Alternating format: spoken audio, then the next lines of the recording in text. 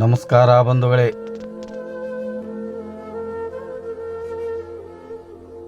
ವೈಕುಂಠ ಸಮಾರಾಧನೆಯಲ್ಲಿ ಭಾಗಿಯಾದ ಸುರಕ್ಷಾ ಸೇವಾ ಸಂಸ್ಥೆಯ ಆಶ್ರಮದ ಆಶ್ರಮವಾಸಿಗಳು.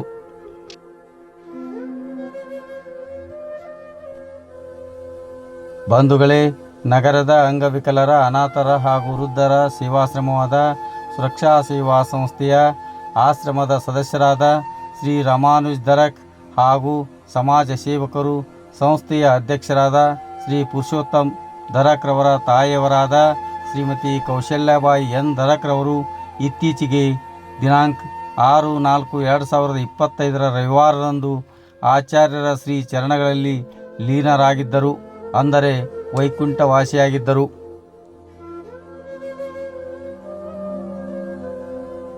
ತಾಯಿ ಶ್ರೀಮತಿ ಕೌಶಲ್ಯಾಬಾಯಿ ಎನ್ ದರಕ್ ರವರ ವೈಕುಂಠ ಸಮಾರಾಧನೆಯ ಕಾರ್ಯಕ್ರಮಕ್ಕೆ ಶ್ರೀ ರಾಮಾನುಜ್ ದರಕ್ ಕುಟುಂಬ ಪರಿವಾರದವರು ಸುರಕ್ಷಾ ಸೇವಾ ಸಂಸ್ಥೆಯ ಸರ್ವ ಸದಸ್ಯರಿಗೆ ಹಾಗೂ ಆಶ್ರಮವಾಸಿಗಳಿಗೆ ಆಹ್ವಾನ ನೀಡಿದ್ದರು. ವೈಕುಂಠ ಸಮಾರಾಧನೆಯ ಕಾರ್ಯಕ್ರಮವನ್ನು ನಗರದ ಶ್ರೀ ರಾಮ ಮಂದಿರದಲ್ಲಿ ಏರ್ಪಡಿಸಲಾಗಿತ್ತು.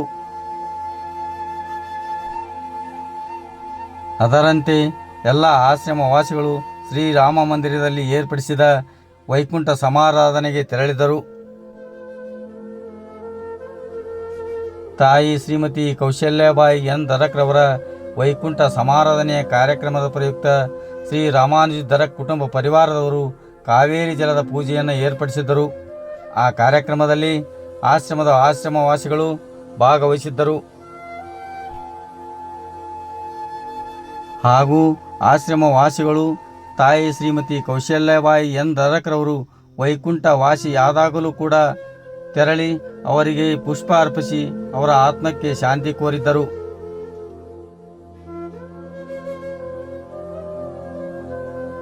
ಶ್ರೀರಾಮ ಮಂದಿರಕ್ಕೆ ತೆರಳಿದ ಆಶ್ರಮವಾಸಿಗಳು ತಾಯಿ ಶ್ರೀಮತಿ ಕೌಶಲ್ಯಾಬಾಯಿ ಎನ್ ದರಕ್ ರವರ ವೈಕುಂಠ ಸಮಾರಾಧನೆ ಕಾರ್ಯಕ್ರಮದಲ್ಲಿ ಭಾಗವಹಿಸಿ ನಂತರ ಭಾಗವತ ಪ್ರಸಾದವನ್ನು ಸ್ವೀಕರಿಸಿದರು.